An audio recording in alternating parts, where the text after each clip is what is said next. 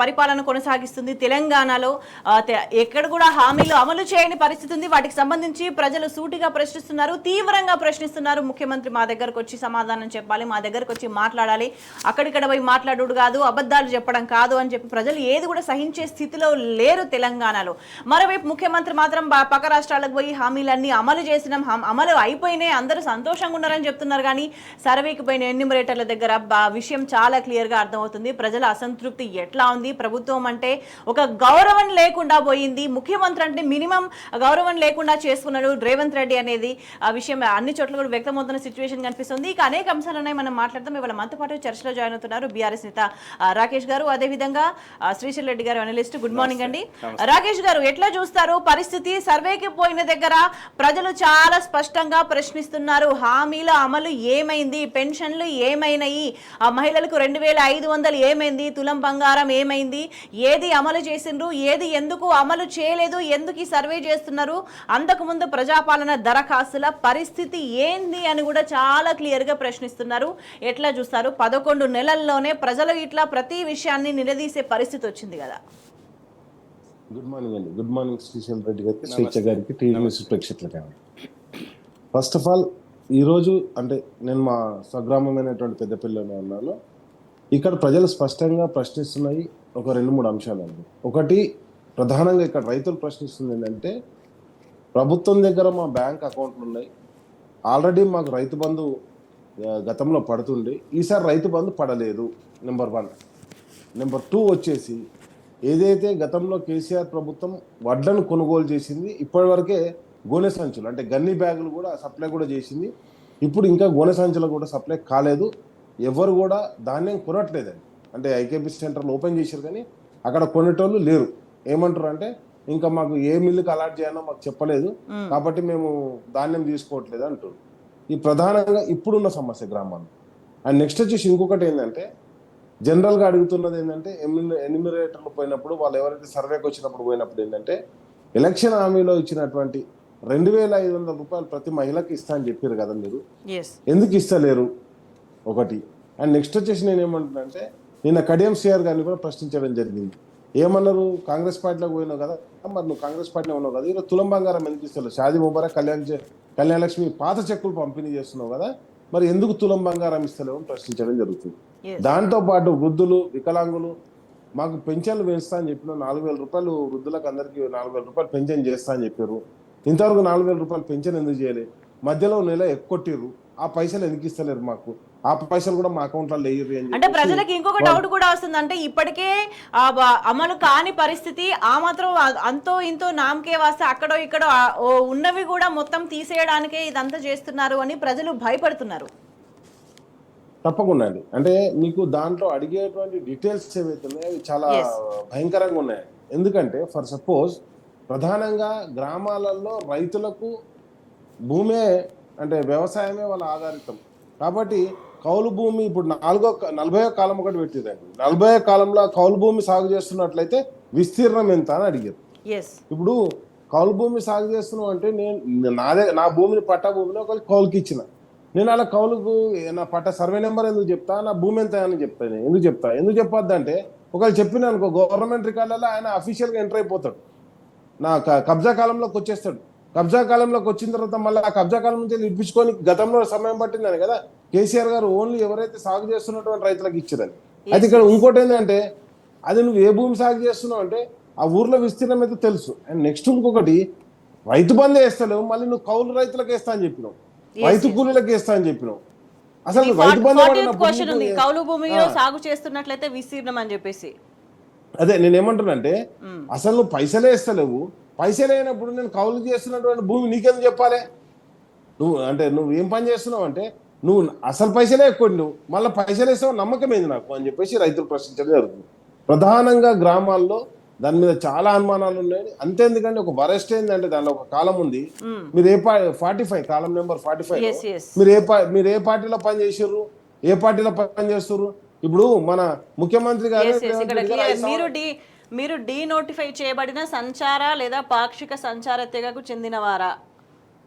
No madam, 45 అది 45కి ఇది 45 okay 47 45లో ప్రజాప్రతినిధి సభ్యత్వం. ఓకే.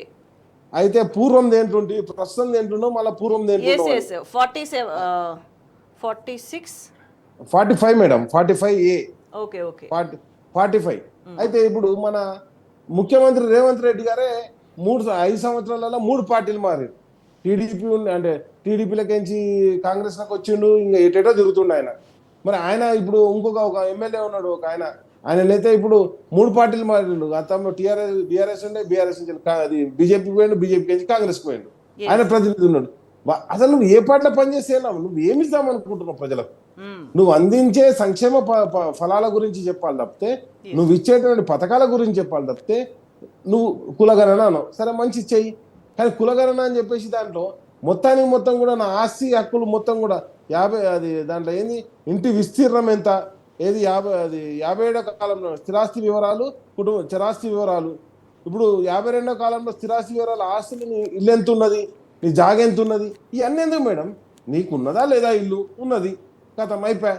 నీ ఇంటి నెంబర్ ఎంత?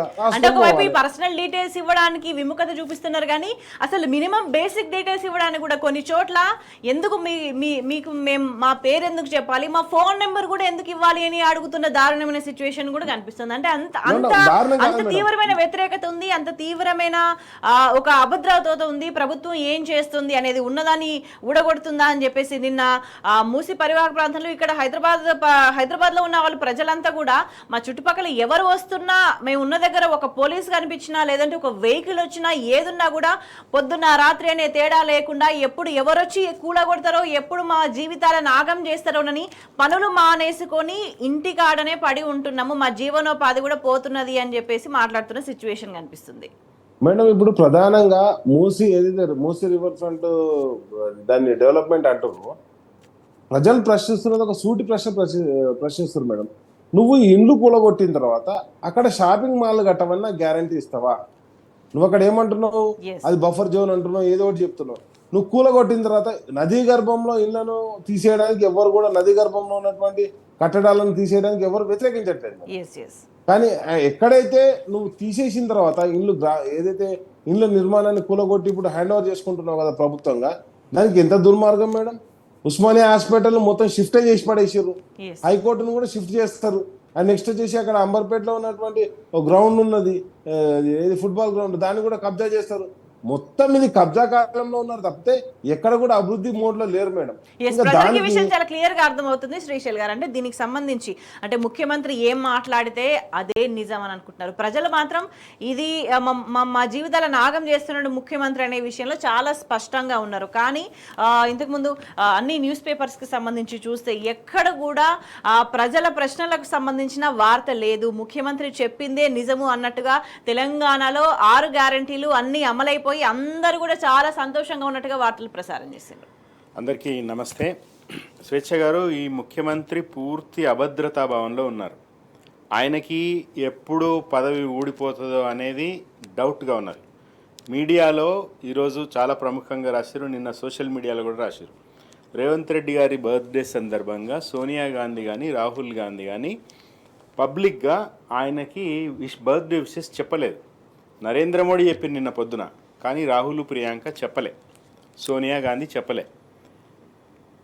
మొన్న రాహుల్ గాంధీ వచ్చినప్పుడు కూడా ఆ రోజు అక్కడ ఆ మీటింగ్కి వచ్చిరు కదా కులగణనకు సంబంధించి, చాలా పడమొహంతో ఉన్నాడు రాహుల్ గాంధీ రేవంత్ రెడ్డితో.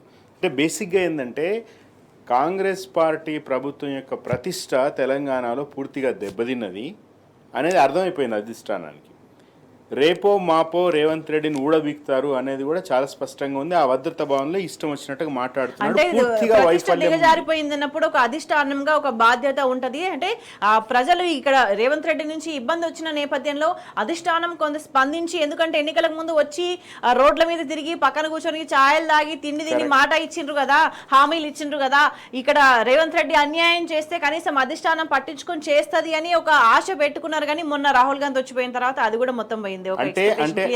అంటే ఎందుకంటే నా అంచనా ప్రకారం ఇప్పుడు మహారాష్ట్ర జార్ఖండ్ ఎన్నికలు ఉన్నాయి. ఈ ఎన్నికల సందర్భంలో చేస్తే రాంగ్ మెసేజ్ పోతుంది. పైగా ఇప్పుడు జార్ఖండ్ కేమో బట్టి విక్రమార్క, మహారాష్ట్రకి రేవంత్ రెడ్డి స్టార్ క్యాంపెయినర్లుగా పరిశీలకులుగా ఉన్నారు. సో ఈ సందర్భంలో కాదు కానీ మహారాష్ట్ర జార్ఖండ్ ఎన్నికల ఫలితాల తర్వాత తెలంగాణలో ఖచ్చితంగా ముఖ్యమంత్రి మార్పు ఉంటుందని ఢిల్లీ వర్గాలు చెప్తా ఉన్నాయి, రాష్ట్ర కేబినెట్ మంత్రులు కూడా అనుకుంటా ఉన్నారు. అయితే ఇప్పుడు ఇందాక రాకేష్ గారు చెప్పారు, ఉదాహరణకి మూసీ ప్రక్షాళనే తీసుకోండి, రాత్రికి రాత్రి కూలగెట్టి ఆ తర్వాత మీరు అవన్నీ కబ్జా చేయడం కోసం చేస్తున్నారు అని. యాక్చువల్గా ఎవరికైనా కూడా ఒక విజన్ ఉన్నవానికి, ఈ రాష్ట్రం బాగుండాలి అనుకున్నవానికి ఒక దీర్ఘకాలిక ప్రణాళిక ఉండాలి. మూసీ సుందరీకరణం, మూసీ ప్రక్షాళన ఏదో చేయాలి అని అంటే దానికి 2 ఏళ్ళు 3 ఏళ్ళు టైం పెట్టుకుని ప్లాన్ వేసుకుని రీహాబిలిటేషన్ ఎట్లా, వాళ్ళకి ఏమి ఇవ్వాలి, పరిహారం ఎట్లా ఇవ్వాలి, లేకపోతే ఇండ్లు ఎక్కడ ఇవ్వాలి, వాళ్ళ జీవనం మొత్తం విధ్వంసం అవుతుంది, దాన్ని ఏం చేయాలనే ప్రణాళిక ఉండాలి. ప్రణాళిక ఉండాలంటే ఏం చేయాలి, ఒక ముఖ్యమంత్రికి తను 5 ఏళ్ళు ఉంటాడనే నమ్మకం ఉండాలి. లేదు కదా.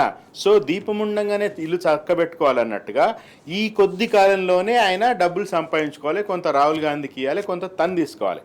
నిన్న మహారాష్ట్రలో ప్రెస్ కాన్ఫరెన్స్లో ముఖ్యమంత్రి ఏమన్నాడో ఒకసారి వింటే, ఒక విలేకరు అడిగిండు, మీ అదానీనేమో రాహుల్ గాంధీ తిడుతున్నాడు, మరి మీరు ఇట్లా చేస్తున్నారంటే ఆయన అంటాడు, మోడీ అదానికి పైసలు ఇస్తున్నాడు కానీ నేను అదాని దగ్గర నుంచి నేను పైసలు తీసుకుంటున్నా అంటున్నాడు. 100 కోట్ల రూపాయలు ఇచ్చిండు ఎవరు, అదాని చెక్ ఇచ్చిండు రేవంత్ రెడ్డికి. 100 కోట్లు ఇచ్చి ఎన్ని తీసుకుపోతాడు అనేది ముఖ్యం. ఆల్రెడీ విద్యుత్ బిల్లులకు సంబంధించి పాత బస్తీని అప్పచెప్పిండు అదాని కంపెనీకి. సో ఈ తెలంగాణని దోచి పెడితే అదాని ఎడమ చేతితో కొంత విధులిస్తాడు, అది రేవంత్ రెడ్డి తీసుకుంటాడు, దాంట్లో కొంత రాహుల్ గాంధీకి ఇస్తాడు.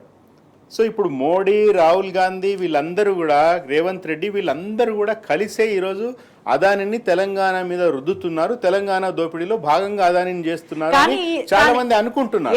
అంటే ఈ దోపిడీని సంబంధించి ఎక్కడ కూడా మాట్లాడకుండా రేవంత్ రెడ్డి మాట్లాడిందే నిజము, అంటే తీసుకుంటున్నానంటే తెలంగాణకి ఏదో లాభం జరుగుతుంది అనే విధంగా విష ప్రచారం చేస్తుంది మీడియా. అంటే వీళ్ళు తెలంగాణ మీద ఎంత కక్ష కట్టుకొని ఉన్నారు అంటే వీటిని గత చాలా నెలలుగా చూస్తున్నాం. ప్రభుత్వం మారిన దగ్గర నుంచి కూడా విష ప్రచారం తప్ప ఇంకేమీ చేయట్లేదు. అంటే ఇంతకాలం కూడా నివురు కప్పిన నిప్పులాగా ఎప్పుడప్పుడు సమయం వస్తుందా తెలంగాణ విధ్వంసానికని ఇవన్నీ కూడా వెయిట్ చేస్తున్నాయనే విషయం చాలా క్లియర్ గా అర్థం చేసుకోవాల్సిన పరిస్థితి అయితే కనిపిస్తుంది. రాకేష్ గారు, అంటే రోజులు గడుస్తున్న తర్వాత స్టార్టింగ్ లో ప్రజల్ని మభ్యపెట్టే ప్రయత్నం అయితే చేసిండు రేవంత్ రెడ్డి అండ్ కాంగ్రెస్ ప్రభుత్వం. కానీ సమయం గడుస్తున్న తర్వాత సరే కొంత కాలయాపన చేస్తున్నారు, దాని తర్వాత ఏదైనా సరే హామీలు అమలు చేయక తప్పదు. అండ్ రైతు బంధుకు సంబంధించి కావచ్చు, ఒక విడత అయిపోయింది, సరే ఎండింగ్ లో ఆఖరి వరకు కొంచెం లేటుగా చేస్తారేమో అని అనుకున్నారు. ఏదైనా సరే రుణమాఫీకి సంబంధించి కూడా కొంచెం ఆలస్యమైనా అయిపోతుందేమో అని ఇట్లాంటి ఎక్స్పెక్టేషన్స్ పెట్టుకున్నారు. కానీ అదే అబద్ధాల పరంపర కొనసాగుతూ వస్తుంది. ఎట్లా అంటే ప్రజలంతా సంతోషంగా ఉన్నారని పక్క రాష్ట్రాలకు పోయి ప్రచారం చేసుకునేటట్టు, అవసరమైతే వివరాలు ఇస్తామని కూడా డబ్బా కొట్టేటట్టుగా పరిస్థితి తయారైంది. ఒకవైపు ఇంత వ్యతిరేకత వస్తుంటే మరొక వైపు ప్రజా విజయోత్సవాలంట, అంటే ప్రతిరోజు కాంగ్రెస్ ప్రభుత్వం చేస్తున్న యాక్టివిటీ ప్రజల్లో చిరాకు తెప్పిస్తుంది, ప్రజలకు అసహనం తెప్పిస్తుంది, కోపం తెప్పిస్తుంది. ఇట్లాంటి సందర్భంలో విజయోత్సవాలు పెట్టుకుంటామని చెప్పేసి వీళ్ళు ప్లాన్ చేసుకున్నారు. అంటే ఈ నెల 14 నుంచి డిసెంబర్ 9 దాకానంట. అంటే ఏం చేసిండ్రు, ఏం అమలు చేసిండ్రు, ప్రజలకు ఏం చేసిండ్రు ఈ 11 నెలల కాలంలో అంటే ఒక చెప్పుకోలేని ఒక స్థితి ఉన్నది. సోషల్ మీడియాలో కూడా ఒకటి మాట్లాడితే ఇంకొకటి చేసి బూతులు మాట్లాడుకుంటా, బూతులు కమెంట్లు పెట్టుకుంటా ఎదురుదాడి చేస్తున్న పరిస్థితి, వ్యక్తిగతంగా అటాక్స్ చేస్తున్న పరిస్థితి కనిపిస్తుంది. కానీ హామీల అమలు గురించి ఏది మాట్లాడే సిచ్యువేషన్ లేదు. మరి ఇట్లా ప్రజా విజయోత్సవాలను పెట్టుకొని చేస్తే ప్రజలు ఎట్లా తీసుకునే అవకాశం కనిపిస్తున్నది?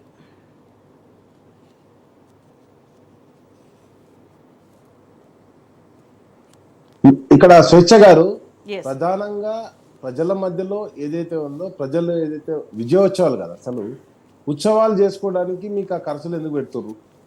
ఒకటి, మీరు డబ్బు ఏదైతే ఇప్పుడు రైతు బంధు నీకు మీ దగ్గర డబ్బులు లేవు, అదే విధంగా రైతు రుణమాఫీ జరగలేదు.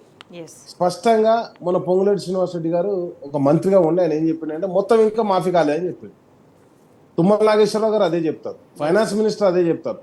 ఇంతవరకు అఫీషియల్ గా నేను ఇప్పటికి కూడా నేను ఒక ప్రభుత్వాన్ని ఒక రిక్వెస్ట్ చేస్తున్నాం, ఏంటంటే నువ్వు ఎంత రుణమాఫీ చేసినావో బ్యాంకులనే పోతే మా ఖాతా అట్లనే ఉందంటారు, ఇంకా పైసలు మాకు మా ఖాతాలో పైసలు పడలేదంటారు.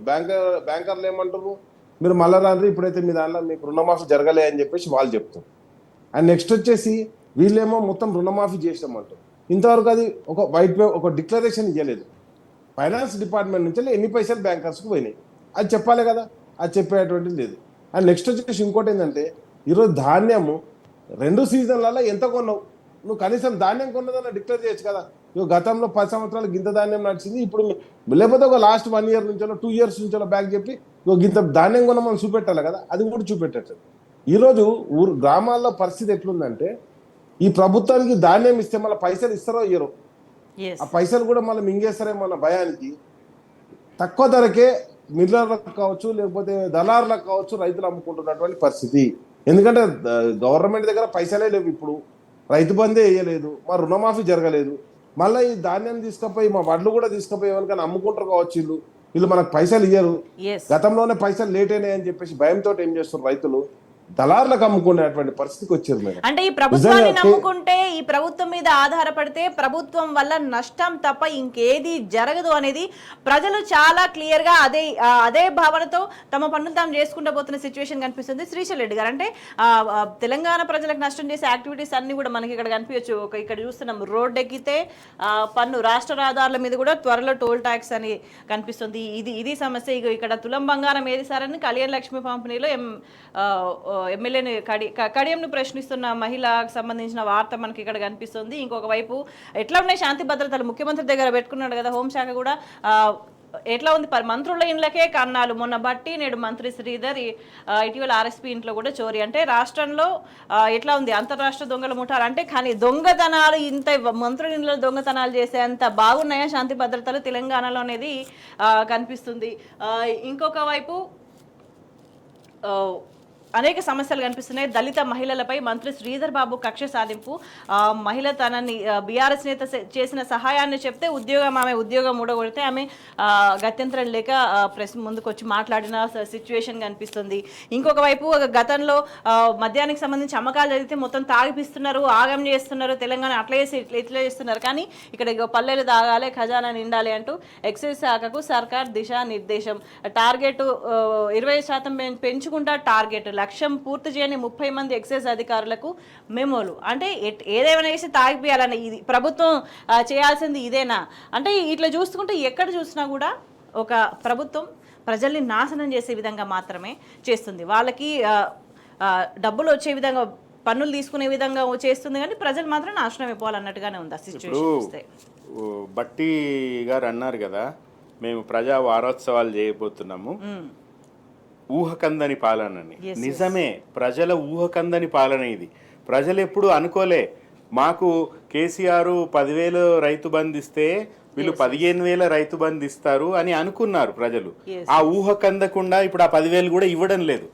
శాంతి భద్రత తెలంగాణ వచ్చిన 10 సంవత్సరాల్లో ఎక్కడా కూడా ఏ రకమైన శాంతి భద్రతలకు సంబంధించిన చిన్న లోటు కూడా ఏర్పడకుండా తెలంగాణ అంతా రక్షణలో ఉంటే ఈరోజు మంత్రుల ఇళ్ళకే కన్నాలేసే పరిస్థితి ఉన్నది.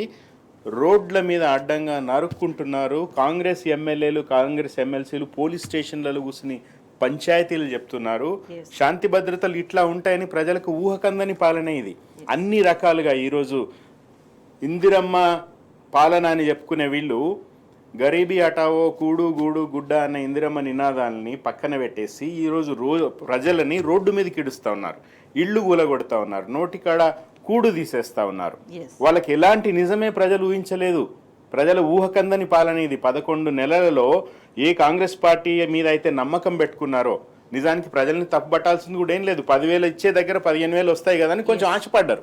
అయితే 10 సంవత్సరాల్లో తెలంగాణ అన్ని రంగాల్లో ఎట్లా అభివృద్ధి చెంది గణాంకాలు, జిఎస్డిపీలు అన్ని చూపిస్తున్నా. విషయం కూడా మనము గమనించాల్సిన అవసరం ఏందనంటే, ఎట్లా పెరుగుతాయా లేదా అని సందేహం లేదు. సో ప్రభుత్వ పనితీరు మీద ఒక నమ్మకం ఉన్నది, వ్యవస్థ మీద ఒక నమ్మకం ఉన్నది. సో ఒక అప్గ్రేడ్ అనేది ఉంటది జీవితంలో అనే ఒక హోప్ ఉండే. ఆశపడడంలో తప్పలేదు. అయితే వాళ్ళు ఊహించింది ఒకటి, జరిగింది ఒకటి. కాబట్టే బట్టి గారు నిజమే అన్నారు, ప్రజల ఊహకందని పాలనే. కాకపోతే మీరు ప్రజా వారోత్సవాలు మీరు ఏం చేసుకున్నా కూడా ప్రజలు చీత్కరిస్తా ఉన్నారు. ఈ రోజు నేను గతంలో చెప్పిన మళ్ళీ కూడా చెప్తున్నా, నిన్ననే నేను వీడియో చూసిన, ఒక మహిళ సీఎంని బూతులు తిడుతూ ఉంటే జర్నలిస్ట్ అడుగుతా ఉన్నాడు, అమ్మ మరి అంత మాట్లాడితే మేము బీప్ బీప్ సౌండ్లు పెట్టుకోవాల్సి వస్తుంది అమ్మా అంటే, ఏమి పీకనోడే అన్ని బూతులు మాట్లాడుతున్నాడు, మరి మా బాధ ఉండదా, మేము తిట్టొద్దా అని అంటుంది. రైట్ రాకేష్ గారు, అంటే ఇప్పటి వరకు కూడా ఈ 11 నెలల కాలంలో బూతులు విని అబద్ధాలు అన్ని వింటూ కూడా ప్రజలు చాలా అసహనంగా ఉన్న సిచ్యువేషన్లో ఉంటే కేసీఆర్ కీలకమైన వ్యాఖ్యలు చేసిండ్రు. అండ్ తిట్లు నేర్పడం కాదు, తిండి పెట్టాలని చెప్పేసి ఆయన కీలకంగా మాట్లాడిండ్రు. అయితే ఓపికతో ఉండాలి, ప్రజల కోసమే పనిచేయాలి, పిచ్చి పిచ్చి మాటలను పట్టించుకోవాల్సిన పని లేదు. అంటే ప్రజల మధ్యలో ఉండి ప్రజల కష్టసుఖాల్లో భాగం కావాలంటే ఎవరు మాట్లాడినా ఏం మాట్లాడినా కాంగ్రెస్ మాత్రం బూతుల మీద నుంచి దిగట్లేదు.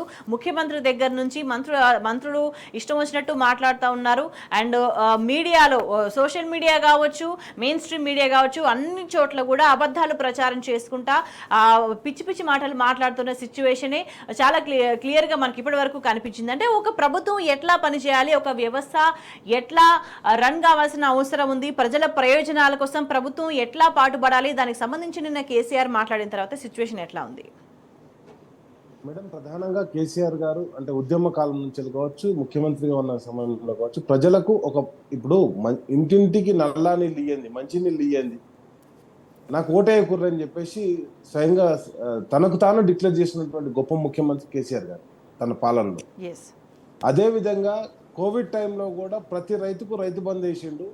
కరోనా కాలంలో 2 సంవత్సరాలు ఇళ్లలో కూర్చున్నా కానీ ప్రతి ఒక్కరికి పైసలు వేసిండు. అదేవిధంగా వడ్లు కొన్నాడు. అండ్ ఎవరైతే వైట్ రేషన్ కార్డు ఉన్న వాళ్ళకందరికీ కూడా బియ్యం పంపిణీ కూడా చేసిండు. అంతేందుకు మేడం, అడ్వకేట్లకు, ప్రైవేట్ స్కూల్ టీచర్లకు, వాళ్ళందరికీ కూడా అంటే డబ్బులు ఇచ్చినటువంటి గొప్ప నాయకుడు కేసీఆర్ గారు. కేసీఆర్ గారు ఏ రోజు కూడా ప్రజలను ఎట్లా ఆదుకోవాలి, వాళ్ళకి తిండి ఎట్లా పెట్టాలని ఆలోచించింది తప్పితే తిడితే కడుపు నిండదు మేడం. ఈరోజు కంప్లీట్గా స్వేచ్ఛ గారు తిట్లతోటి ప్రభుత్వాన్ని నడిపిస్తారు తప్పితే తిండి పెట్టే ప్రభుత్వం ఇది కాదు.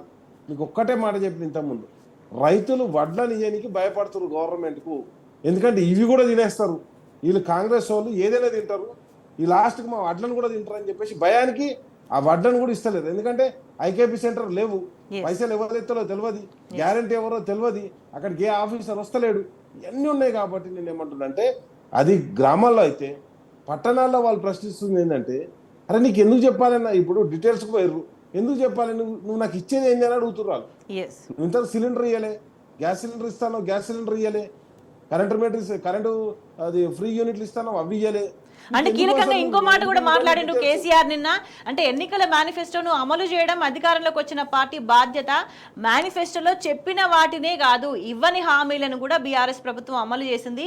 కళ్యాణ లక్ష్మి నుంచి మొదలు పెడితే గురుకులాల దాకా అనేకం ఉన్నాయని చెప్పేసి ఆయన వ్యాఖ్యానించారు. అంటే ఒకసారి దీన్ని గమనిస్తే నిజంగా మేనిఫెస్టోలో లేని విషయాలంటే ఒక అభివృద్ధి జరగాలి అనే దిశగా ఆలోచన ఉంటే, సో ఇవి కాకుండా ఇంకా ఏముంటే సమాజం ఒక స్టెప్ ముందుకు వెళ్తుంది, ప్రజలు ఇంకొంచెం మంచిగా బతుకుతారు, ఇంకొంచెం కంఫర్టబుల్ గా ఉంటారు, వాళ్ళ జీవన ప్రమాణాలు ఎట్లా మెరుగుపడతాయి అనేది ఉంటది. కానీ ఇచ్చిన హామీలే, ఇచ్చిన 6 గ్యారంటీలే ఇంకా అమలు చేయకపోతే అంటే కాంగ్రెస్ పనితీరు ఎట్లా ఉందని భావించాలి?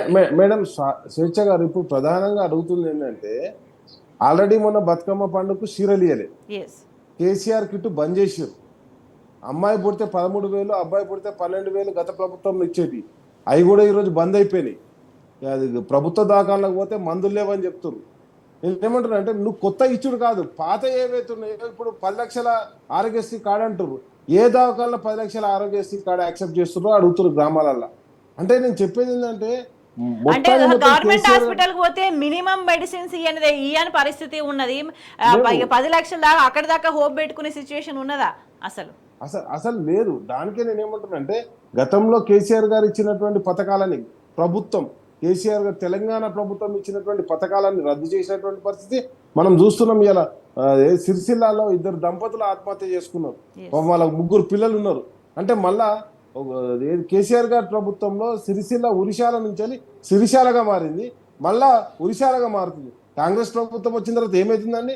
రైతు ఆత్మహత్యలు, చేనేత కార్మికుల ఆత్మహత్యలు, ఎన్కౌంటర్లు. ఇదా మనం కోరుకున్న తెలంగాణ? ఇదా మనం కావాల్సిన తెలంగాణ? తెలంగాణను మరొకసారి పాత రోజుల్లోకి తీసుకుపోతామంటే ఇందిరమ్మ పాలన కాదు, అంతకంటే ఎక్కువ రాతియుగానికి తీసుకుపోతున్నటువంటి పరిస్థితి ఉన్నది. ప్రభుత్వం మీద ప్రజలకు కంప్లీట్గా నమ్మకం కోల్పోతున్నారు. కేసీఆర్ గారు ఉన్నప్పుడు వాళ్ళు ఎంత ఆనందంగా ఉన్నారో ఈరోజు ఆ దుఃఖాన్ని అనుభవిస్తున్నారు. అదేవిధంగా కేసీఆర్ గారు అందుకే చెప్తారు, కేసీఆర్ దగ్గర ప్రతి ఒక్కరికి ఏమని చెప్తారు అంటే, ప్రభుత్వం పథకాలు అమలు చేయకపోయినా మీరు ధైర్యం కోల్పోకండి, మేమున్నాం మీకు అండగా, మీకు ఏ అవసరం ఉన్నా మేమున్నాం, మా దగ్గర రండి అని చెప్పేసి చెప్తారు. అది మూసీ బాధితులు కావచ్చు, లేకపోతే రైతులు కావచ్చు, లేకపోతే ఈరోజు ఆ గిరిజన అంటే ఎంత దారుణంగా ఉందంటే, మీరు ఇంతకుముందు చెప్పారు లా అండ్ ఆర్డర్ పరిస్థితి. ఒక గిరిజన తండాకు పోలీస్ ఆఫీసర్లు పోతే ఎస్ఐని అక్కడ ఉన్నటువంటి పోలీసులను నిర్బంధించినటువంటి పరిస్థితి. ఎందుకంటే వాళ్ళ అన్నదమ్ములు చేస్తున్నటువంటి ల్యాండ్ మాఫియాకు మద్దతుగా ఉన్నారని చెప్పేసి. కాబట్టి మొత్తం కూడా ఈ ప్రభుత్వం ఏ విషయాల్లో తీసుకున్నా ఫెయిల్ అవుతుంది. కానీ అదే విధంగా మాకు అందరికి భయం అవుతుంటే కేసీఆర్ గారు ధైర్యం చెప్తారు. ఎందుకంటే కేసీఆర్ గారు రాగానే సీటీములు పెట్టి ధైర్యం ఇచ్చారు, ల్యాండ్ ఆర్డర్ ప్రొటెక్ట్ చేశారు. అదే విధంగా గ్రామాల్లో ఫ్రెండ్లీ పోలీస్ అంటే ఒక క్లియర్ డిఫరెన్స్ అనేది ప్రజలు ఎక్స్పీరియన్స్ చేస్తున్నారు వాళ్ళు. అండ్ శ్రీశైల్ రెడ్డి గారు ఇవన్నీ ఈ పరిస్థితులన్నీ చూస్తుంటే కూడా ఒక ప్రణాళిక లేకపోవడము, ప్రజలకి మేలు జరిగే విధంగా చేద్దామనే ఒక చిత్తశుద్ధి లేకపోవడం అనేది ఎంత నష్టం చేస్తుంది ఈ 11 నెలల కాలంలో ప్రజలు అనుభవిస్తూ వస్తున్నారు. సో ఈ ముఖ్యమంత్రి వ్యవహార శైలి, కాంగ్రెస్ ప్రభుత్వ వ్యవహార శైలి, ఒక వ్యవస్థ వ్యవహార శైలి ఇట్లానే ఉంటే ఇంకా ఎటువంటి నష్టం జరుగుతుంది తెలంగాణకు? ఇప్పుడు రేవంత్ రెడ్డికి పాలన చేత కాదు అనేది ఒక పాక్షిక సత్యం. వాస్తవం ఏంటంటే రేవంత్ రెడ్డికి పాలన చేయాలని లేదు. ఆయనే చాలా స్వయంగా చెప్పుకున్నాడు. ఈ మేధావులందరికీ అర్థమైతలేదు చాలామందికి, ఆయన చుట్టూన్న వాళ్ళకి. కానీ తెలంగాణ ప్రజలకు కూడా కొంచెం తీవ్రంగానే మీకోసమే నేను ఈ మాట అంటున్నా, ఇప్పటికైనా అర్థం చేసుకోవాలి. రేవంత్ రెడ్డి స్పష్టంగా సీఎం కావాలని నా కళ ఉండే, ఆ కళ నెరవేరింది. ఇప్పుడు నన్ను దించేసిరు అనుకో ఏమవుతుంది, మాజీ సీఎం అంటారు. అది ఎవడన్నా తీసేస్తాడా? ఆయన చాలా క్లియర్గా ఉన్నాడు. ఇంకొక ఉదాహరణ చెప్తా. మొన్న ఒక కాంగ్రెస్ నాయకుడు రేవంత్ రెడ్డి ఇంటికి పోయి కలిసి మీ సోదరులు చాలా ఇబ్బంది పెడుతున్నారు నన్ను ఏదో ల్యాండ్ విషయంలో అంటే, రేవంత్ రెడ్డి ఒక మాట అన్నాడు, ఏయ్ ఈ రాష్ట్రానికి మేము 4 సీఎంలయ్యా, నువ్వు వచ్చి నా కాడ చెప్తావా, వెళ్ళిపో అని అన్నాడు. That is Revanth Reddy. ఈరోజు 4 ముఖ్యమంత్రులు రేవంత్ రెడ్డి ఇంట్లో ఈరోజు రాష్ట్రాన్ని పూర్తిగా దోపిడీ చేసే ఏకైక కార్యక్రమం ఉన్నారు తప్ప వాళ్ళకి పాలన చేయాలని లేదు. నిన్న కేసీఆర్ గారు అన్నారు, మీకు ఈ తెలివి లేదు, ఒక ప్రణాళిక లేదని. కానీ వాళ్ళకి ఉద్దేశం లేదు. బేసికలీ ఒక ప్రణాళికలు వేయాలి, ఈ రాష్ట్రాన్ని అభివృద్ధి పథంలో నడపాలి అనే ఉద్దేశం లేదు వాళ్ళకు. కేసీఆర్ గారు ఎలక్షన్ సభల్లో ఒక మాట అన్నారు, కాంగ్రెస్ పార్టీ వస్తే సర్వనాశనం అవుతుంది, బీఆర్ఎస్ని మళ్ళా అధికారంలోకి తీసుకురండి, తెలంగాణని ఇంకా బాగా చేసుకుందాం, 10 ఏళ్లలో చాలా చేసినాము, పదవుల కోసం కాదు, మళ్ళీ అయితే ఏమైతే నేను మళ్ళీ ముఖ్యమంత్రి అవుతా 3 సార్లు, దానికంటే ఇంకా గొప్పగా ఏమీ కాదు కదా. అసలు ముఖ్యమంత్రి పదవ్యా అధికారమా ఇది కాదు, మనం సమాజానికి ఏం చేస్తున్నాం అనేది చాలా స్పష్టంగా ఆయన ఒక దార్శనికులాగా చెప్తారు. ఈ రేవంత్ రెడ్డి ఎంత క్యారెక్టర్లెస్ ఫెలో అంటే, ఆయన దేవుళ్ళ మీద ఒట్టు పెట్టి ఆయన దేవుళ్ళని కూడా మోసం చేసిన వ్యక్తి. మీరు ఒకటి గమనించండి, కేసీఆర్ గారికి ఎవరికైనా బొట్టు పెట్టడానికి వస్తే కేసీఆర్ ఒక చేయి ఇట్లా పట్టుకుంటాడు, మీరు చూడండి. ఎందుకంటే బొట్టు కింద పడకూడదని. అంత లోతైన ఆలోచన ఉంటుంది ఆయనకి ప్రతి విషయంలో. సో కాబట్టి తెలంగాణని ఎట్లా అభివృద్ధి చేయాలనేది ఈరోజు కేసీఆర్ గారి పాలనను మిస్ అవుతున్నామని ప్రజలు చాలా స్పష్టంగా ఒక అంచనాకు వచ్చారు. కాబట్టి ఇందాక రాకేష్ గారు చెప్పినట్టుగా వడ్లు ప్రభుత్వానికి ఇవ్వడానికి కూడా సిద్ధంగా లేరు, ఎందుకంటే పైసలు రావని. ఈ రోజు సర్వేకి వచ్చినప్పుడు వాళ్ళు ప్రశ్నలు అడిగితే మేము నింపమని అంటున్నారు. అంటే ఏ విధంగా చూసినా ప్రభుత్వాన్ని నమ్మడానికి ఎట్టి పరిస్థితుల్లో సిద్ధంగా లేరు. రాకేష్ గారు, ఇప్పటికే ప్రజల నుంచి తీవ్ర వ్యతిరేకత ఉన్న నేపథ్యంలో ఇంకా కంటిన్యూ చేస్తున్న అబద్ధాల ప్రభావం ఎట్లా ఉంటుందని చెప్పుకోవాలి ప్రభుత్వం మీద? మేడం, ప్రభుత్వం మాట్లాడుతూనే అబద్ధాలు అని చెప్పేసి ప్రజలకు ఒక స్పష్టమైనటువంటి వైఖరి వచ్చింది మేడం. ఇప్పుడు నాట్ ఓన్లీ ఇక్కడ కాదు, మహారాష్ట్రలో పోయి కూడా అవే అబద్ధాలు చెప్పడం జరుగుతుంది. ఎలక్షన్లకు పోయిన తర్వాత ఇప్పుడు ఒకటి కేంద్ర ప్రభుత్వంలో ఉన్నటువంటి మోడీ గారేమో ఏది మొత్తం కాంగ్రెస్ పార్టీకి రాజకుటుంబానికి ఏటీఎం గా మారిపోయింది తెలంగాణ అని చెప్పేసి మోడీ గారు చెప్తారు. మరి చెప్పినప్పుడు నేను ఒకటే అంటున్నా, ఈరోజు ఏదైతే మూసీ రివర్ ఫ్రంట్ అభివృద్ధికి కావాల్సిన 1,50,000 కోట్ల రూపాయలు కేంద్ర ప్రభుత్వం గ్యారంటీ ఇవ్వకపోతే వరల్డ్ బ్యాంక్ కూడా దానికి లోన్ ఇయ్యదు. మరి అసలు వరల్డ్ బ్యాంక్ లోన్ ఇవ్వాలంటే కేంద్ర ప్రభుత్వం హామీ ఇవ్వాలి కదా. ఇంతకుముందు అన్న చెప్పిండు శ్రీశైలం ఏమని చెప్పిండు, మొత్తం ఆయన ట్విట్ చేసింది అంట. ఒకళ్ళు మోడీ గారు చేశారు, అదేవిధంగా నితిన్ గడ్కరీ గారు చేశారు, బండి సంజయ్ గారు చేశారు, కిషన్ రెడ్డి గారు చేశారు.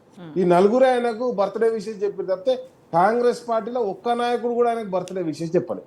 అవి బోంగా ఆయన సొంత టీం, సోషల్ మీడియా టీం తప్ప అసలు అవన్నీ చూస్తే చాలా నవ్వొచ్చింది కూడా, నవ్వుకున్నారు జనాలు చూసి ఆ రోజు పోస్టులను చూసి సోషల్ మీడియాలో. అదే నేనేమంటానంటే ఆ ఫ్రస్ట్రేషన్లా నల్గొండకు పోయి కేసీఆర్ మా తొలి ముఖ్యమంత్రి కేసీఆర్ గారు ఇష్టం వచ్చినట్టు తిట్టిండు, తెలంగాణ జాతిపితని ఇష్టం వచ్చినట్టు తిట్టడం ద్వారా అంటే కాంగ్రెస్ వాళ్ళు బర్త్డే విషయం చెప్పకపోతే దానికి మాకు బీఆర్ఎస్కి సంబంధం ఏముంటుంది మేడం, దానికి కూడా మమ్మల్ని తిట్టుడు. అంటే నేను ఏమంటానంటే ఆయన ప్రతి క్షణం అనుక్షణం కూడా అభద్రతా భావంతో బతుకుతుండు. కనీసం ఆయనకు బర్త్డే విషయం కూడా చెప్పేటువంటి నాయకుడు ఈరోజు కాంగ్రెస్ పార్టీలో లేకుండా పోయారు. అంటే ఇక్కడ తెలంగాణలో హామీల అమలుకు సంబంధించి ప్రజలు ప్రశ్నిస్తుంటే వాటికి సమాధానం చెప్పుకోలేక కాంగ్రెస్ ప్రజాప్రతినిధులు ఎవ్వరు కూడా రోడ్ల మీద తిరగలేని పరిస్థితి, జనంలోకి వెళ్ళలేని పరిస్థితి. అందుకోసమై ఎక్కడికి పోయినా కూడా హెలికాప్టర్ వెళ్ళబోతున్నారు. అందుకే ముఖ్యమంత్రి కూడా మన ఇక్కడికి మూసి ఏదో పాదయాత్ర చేశారని చెప్పి కూడా రోడ్డు మార్గం ద్వారా కాకుండా హెలికాప్టర్ అనే పోయిండు అనేది చాలా స్పష్టంగా కనిపిస్తుంది. అంటే ఇక్కడ చూస్తే కనీసం ఎదురుపడలేని పరిస్థితి పెట్టుకుని మహారాష్ట్రకు పోయి అక్కడ మేము కావాలంటే డేటా ఇస్తాం, అందరూ హ్యాపీగా ఉన్నారు, అందరూ సంతోషంగా ఉన్నారు, మహిళలు అయితే ఇంకా సంతోషంగా ఉన్నారని చెప్తున్నాడు. మేడం నేను ఏమంటున్నా అంటే ఆల్రెడీ వీళ్ళు అంటే హిమాచల్ ప్రదేశ్ లాంటి రాష్ట్రంలో కేటీఆర్ గారు మొన్న చెప్పడం జరిగింది, గంజాయి సాగుకు పర్మిషన్ అడిగారు మేడం వీళ్ళు. అదేవిధంగా ఎందుకంటే వాళ్ళ రాష్ట్ర ఆదాయాన్ని పెంచుకోవడానికి అంటే వీళ్ళు ఇచ్చిన హామీలు అమలు చేయడానికి, అంటే లాస్ట్కి అయితే మాదక ద్రవ్యాలు అమ్ముకోవడానికి కూడా సిద్ధమైన స్థితికి అది కాంగ్రెస్ పార్టీ వెళ్ళిపోయింది. అదేవిధంగా పక్క రాష్ట్రంలో కర్ణాటకలో మేము ఫ్రీ బస్సు మహిళలు కోరుకోవట్లేదని చెప్పేసి ఫ్రీ బస్సు ఎత్తేస్తామని చెప్పేసి అక్కడ ఉన్నటువంటి ఉప ముఖ్యమంత్రి డికే శివకుమార్ గారు చెప్తారు. ఇక్కడ వచ్చేసి ఈరోజు ఆర్టీసీకి ఇచ్చినటువంటి చెక్కు ఒక 280 కోట్ల చెక్ ఇచ్చారు మేడం, ఆ చెక్కు బౌన్స్ అయిపోయింది. రాష్ట్ర ప్రభుత్వం ఇచ్చిన చెక్కు బౌన్స్ అయిపోయినటువంటి పరిస్థితి. ఎక్కడికక్కడ కాంగ్రెస్ పార్టీ మొత్తంలో దేశం మొత్తంలో విఫలమవుతుంది, అంతకంటే ఎక్కువ తెలంగాణ ప్రాంతంలో విఫలమైంది. ఇంతవరకు ఒక్క మహిళ కన్నా 2,500 రూపాయలు ఏ మహిళ కన్నా పడ్డాయా? 4,000 పెరిగిన పింఛన్ ఆశపడ్డరు అని చెప్పేసి ఇంతకుముందు శ్రీశైలం అన్న ఆశపడ్డా కానీ ఆశ పట్టని మీద పడాలన్న, పెట్టని మీద ఆశ పడితే వాడు ఏడికేం తీసుకొచ్చి పెడతాడు. అదేవిధంగా ఇంకొకటి మేడం ప్రధానంగా చెప్తున్నా, ఈరోజు గ్రామాలలో అంటే పట్టణాలలో కేసీఆర్ గారు వచ్చిన తర్వాత జిల్లాల సంఖ్య పెంచి రియల్ ఎస్టేట్ అంటే జిల్లాల సంఖ్య పెంచడం ద్వారా ఆటోమేటిక్ ఏమైంది, ఇక్కడ ఉన్నటువంటి భూమి విలువ కూడా పెరగడం జరిగింది. అదేవిధంగా వ్యవసాయంతో కూడా భూమి విలువలు పెరగడం జరిగినాయి. మొత్తం రియల్ ఎస్టేట్ అయితే డమాలే కూలబడ్డది. మొన్న రామన్న ఏదైతే కేటీఆర్ అన్న హైదరాబాద్ లో రియల్ ఎస్టేట్ ఏజెంట్ పిలిచారు, మాకు అసలు మా బతుకుదెరువు ఏంది, మేము ఎట్లా బతకాలని చెప్పేసి వాళ్ళు అంటే ప్రభుత్వాన్ని ప్రశ్నించకుండా ప్రతిపక్షంలో మీరే మాకు దిక్కు, కేటీఆర్ గారు ఏదో ఒక మార్గం చూపించారు అంటారు. ఏమంటున్నా అంటే ఇన్ని రోజులు ఏది చేసినా కానీ ప్రజలకు తిండెట్లా పెట్టాలి అని ఆలోచించినటువంటి గొప్ప నాయకుడు కేసీఆర్ గారు ఈ రోజు ప్రజలను ఏ విధంగా దోసుకోవాలి, ఇప్పుడు మద్యం అమ్మకాల ద్వారా ఏ విధంగా ప్రభుత్వం నుంచి వచ్చేది ఏమీ లేదు ఈ కాంగ్రెస్ హయాంలో అనేది ప్రజలకు చాలా స్పష్టమవుతుంది. అందుకే తీవ్ర వ్యతిరేకత ఉంది. శ్రీశైల్ గారు అంటే ఇంత వ్యతిరేకత నేపథ్యంలో అంటే బేసిక్గా తెలంగాణ నేపథ్యం, తెలంగాణ ప్రజల సైకాలజీ ఎట్లా ఉంటుందని అంటే చైతన్యవంతంగా ఉంటారు, ఒక పోరాటం చేసి ఉద్యమం చేసి రాష్ట్రాన్ని తెచ్చుకున్న చరిత్ర ఉన్నది. అటువంటి నేపథ్యం ఉన్నది కాబట్టే మరింత అభివృద్ధి దిశగా ముందుకు పోయి ఆలోచన చేసి ఆశించి కాంగ్రెస్ని ఎన్నుకున్నారు. కానీ అవేమి జరగని పరిస్థితిలో విషయాలన్నీ క్లియర్గా అర్థమైపోయి బాహాటంగా మాట్లాడుతున్న సిచ్యువేషన్ ఉంది. ఇంత చైతన్యవంతమైన తెలంగాణ సమాజం నుంచి ఇంత వ్యతిరేకత మూట కట్టుకున్న కాంగ్రెస్ ప్రభుత్వం, రేవంత్ రెడ్డి పరిస్థితి అంటే భవిష్యత్తులో ఎట్లా ఉంటుంది? ఇప్పటికే ప్రతిరోజు చేస్తున్న వాటి వల్ల మాట్లాడుతున్న మాటలు అన్నీ గమనిస్తున్నారు. అంటే ఇంత నష్టం చేస్తున్నారంటే ఏం మాట్లాడినా కూడా మాకు ఎక్కడ నష్టం జరుగుతుంది అనేది ప్రజలు ఒక దృష్టి పెట్టి ఆలోచించారు, ఒక కన్నేసి ఉంచుతున్నారు ప్రభుత్వం మీద. ఎక్కడ ప్రతిరోజు యాక్టివిటీస్ మీద అంటే ఇటువంటి ఇదేది సెలబ్రేషన్స్ చేసుకుంటామనే విధంగా ప్రతిదీ కూడా ప్రజల నుంచి ఇంకా వ్యతిరేకత వచ్చే యాక్టివిటీస్ చేస్తున్నారు. ఈ వ్యతిరేకత ఎట్లా టర్న్ అయ్యే అవకాశం కనిపిస్తున్నది? స్వేచ్ఛ గారు, ఇప్పటి వరకు భారతదేశంలో ఏ ముఖ్యమంత్రి కూడా రేవంత్ రెడ్డి లాగా బూతులు మాట్లాడలేదు. ఇప్పటి వరకు భారతదేశంలో ప్రజలు ఏ ముఖ్యమంత్రిని కూడా ఇంత బూతులు తిట్టడం లేదు. సింపుల్.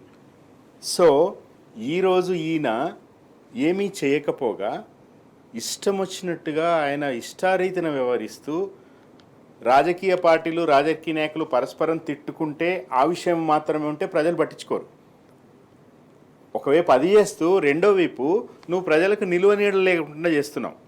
నిన్న చెరుకు రైతుల దానికి పోతే మంత్రి దామోదర్ రాజనరసింహని మద్దతు గురించి అడిగితే దామోదర్ నరసింహ రైతుని తిడుతూ ఉన్నాడు మంత్రి. సో రేవంత్ రెడ్డి రోల్ మోడల్గా తీసుకుని మంత్రులు కూడా కింద ఇష్టం వచ్చినట్టుగా మాట్లాడుతున్నారు. నల్గొండలో కోమటిరెడ్డి వెంకటరెడ్డి రేవంత్ రెడ్డి కంటే కూడా ఒక 4 అడుగులు ఎక్కువ వేసి బూతులు లంకించుకున్నాడు. ఆయన సొంత పార్టీ క్యాండిడేట్ని కాదని బీజేపీకి ఓటేయమని చెప్పిన చరిత్ర కోమటిరెడ్డి వెంకటరెడ్డిది. సో ఎలాంటి క్యారెక్టర్ లేని ఈ రాష్ట్ర క్యాబినెట్, ఒకరిద్దరు మంత్రులు ఉంటే ఉన్నారేమో, స్వచ్ఛంగా తెలంగాణ ఒరిజినల్ తెలంగాణ వాళ్ళు ఉన్నారేమో, మరి వాళ్ళు ఏం చేస్తున్నారని అడుగుతున్నా. ఈరోజు నరేంద్ర మోడీ అంటున్నారు ఏటీఎం అయింది తెలంగాణ అని, మరి మీరేం చేస్తున్నారు? కిషన్ రెడ్డి గారు అన్నారు నమామి గంగేకి 2000 కోట్లే సరిపోతాయి, 1,50,000 కోట్లు ఎందుకు మూసికి అంటున్నారు. మరి మీరేం చేస్తున్నారు? ప్రభుత్వం ఉంది కదా, మీది మీ ఏజెన్సీలు ఉన్నాయి కదా. సో ఇక్కడ కేసీఆర్ని బండి సంజయ్కి ఈరోజు కాంగ్రెస్ పార్టీని మెచ్చుకోవడం, కేసీఆర్ని తిట్టడం తప్ప ఇంకో పని లేదు ఆయనకి. సో ప్రజలకి ఇవన్నీ కూడా చాలా స్పష్టంగా అర్థమైపోతున్నాయి. మీరు చూస్తూ ఉండండి, ఈ రాబోయే లోకల్ బాడీ ఎలక్షన్స్లో వీళ్ళ కథ ఉంటుంది. సర్పంచులు, ఎంపీటీసీలు, జడ్పీటీసీలు ఇప్పటికిప్పుడు నిన్న కేసీఆర్ గారు అనడగానే, అంతకుముందు నాకుతో పత్రికా సంపాదకుడు అన్నాడు ఈ క్షణంలో తెలంగాణలో ఎన్నికలు జరిగితే 100 సీట్లు బీఆర్ఎస్ పార్టీకి వస్తాయని. అది ఆ విప్లవం లోకల్ బాడీ ఎలక్షన్స్లోనే స్టార్ట్ అవుతుంది. ఎందుకంటే ఊళ్ళలో చాలా ఆగ్రహంగా ఉన్నారు. ఇప్పటిదాకా మనం మాట్లాడుకున్నాం, సర్వేకి వస్తే మీకు ఈఎంపో అంటున్నారు, డేటా ఈఎంపో అంటున్నారు. మీ దగ్గర ఆల్రెడీ ఉంది కదా, నువ్వు కట్ చేయడం కోసమే, మా పథకాలు కట్ చేయడం కోసమే డేటా అడుగుతున్నావు అనేది అర్థమైపోయింది వాళ్ళకి. మీరు పాలిటిక్స్ ఏమైనా చేసుకోండి, ఎంతైనా సంపాదించుకోండి, కానీ మాకు ఇయ్యకపోతే మాత్రం మేము ఊరుకోమనే మెంటాలిటీలో ప్రజలు ఉంటారు. ఎందుకంటే ప్రజలు మొత్తం ఈ అవినీతిని సమూలంగా ప్రక్షాళన చేసే పనిలో వాళ్ళేం ఉండరు. వాళ్ళకి ఏం జరుగుతున్నది, రోజు వాళ్ళకి రావాల్సినవి వస్తున్నాయా, మినిమం వస్తున్నాయా? నువ్వు ఇచ్చేటోన్ని కేసీఆర్ కంటే కూడా ఎక్కువ ఇస్తానని పెద్ద అబద్ధాల పరంపర కొనసాగిస్తే గనక, ఇదే అబద్ధాలు చెప్పుకుంటా కాలయాపన చేయాలని ప్రభుత్వం అనుకుంటే గనక, ఇక ఆ ప్రజల నుంచి ఇప్పటికే ఆల్రెడీ తీవ్ర వ్యతిరేకత వచ్చింది. ఇది అత్యంత తీవ్రమైన వ్యతిరేకత కింద మారే ప్రమాదం అయితే చాలా క్లియర్ గా కనిపిస్తుంది. చర్చలో పాల్గొన్న రాకేష్ గారికి, శ్రీశైల్ రెడ్డి గారికి ధన్యవాదాలు. That's all for now. Stay tuned.